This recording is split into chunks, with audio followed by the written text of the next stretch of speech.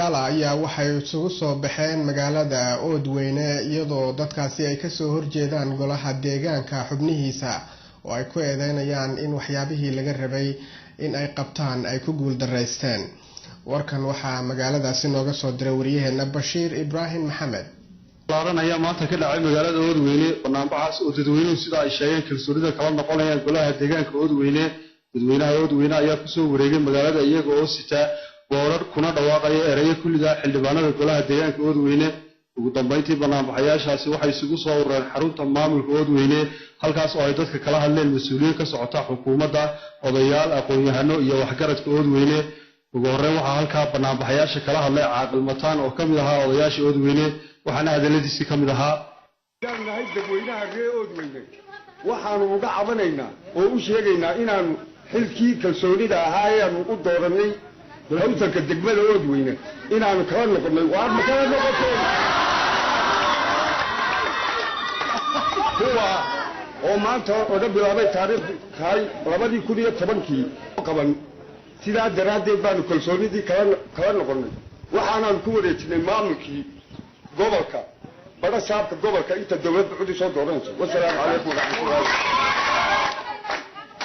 waxaa isna dhinaciisa halkaa ka hadlay gudoomiyaha gobolka Oodweyne Maxamed Cabdi Liibaan oo isagu sheegay in cabashada dadweynaha ay u gudbin doonaan dawladda.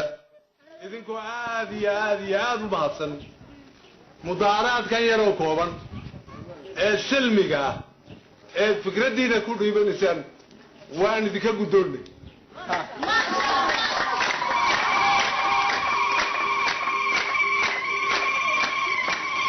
ummadda bilaaadmigu qof waliba markuu fikradiisa sheegto fikradda ugu wanaagsan ee laga qabtaa waxa weeye isagoo nabadgelyo iyo maxaan ku dhaha dimuqraadiyad iyo sida ay shareecada islaamku dhiibayso uu ku dhiibto ra'yigiisa. ra'yigiinta anu waxaan idin leeyahay haddaad Oodweyne tihiin waad la daahdeen. waxa kaloo idin sheegaya waxa weeye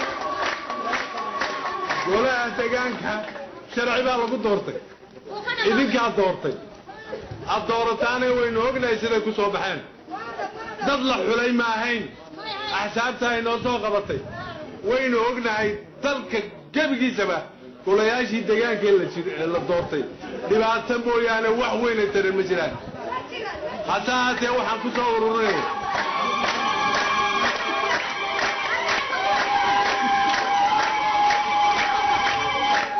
waxaan ku soo gaabayaa waqti weeye qoraxna waa taagantihiin umaynaan baranin innagu inayn maxaan ku dhaha mucaaridad isku noqonno. waxaynu u barannay inaynu wada shaqayno.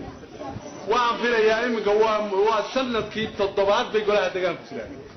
waxaan idinka codsanaynaa waxa weeye waqti adag oo xasaasiya baynu iminka ku jirnaa.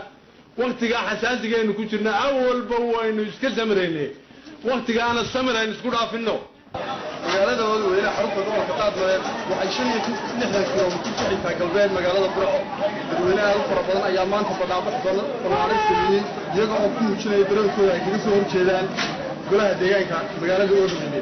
golaha deegaanka magaalada Oodweyne waxa uu ka kooban yahay 17 xubnood oo lagu soo doortay doorasho xaq iyo xalaal ah waxaana doorashadoodii aanay weli gaarin xilliga ay ka dhici lahayd balse dadweynuhu aad iyo aad u mudaharaadeen iyagoo ku eedeeyay maamul xumo iyo musuqmaasuq aad iyo aad u ballaaran. Bashiir Ibrahim Maxamed iyo Brasil TV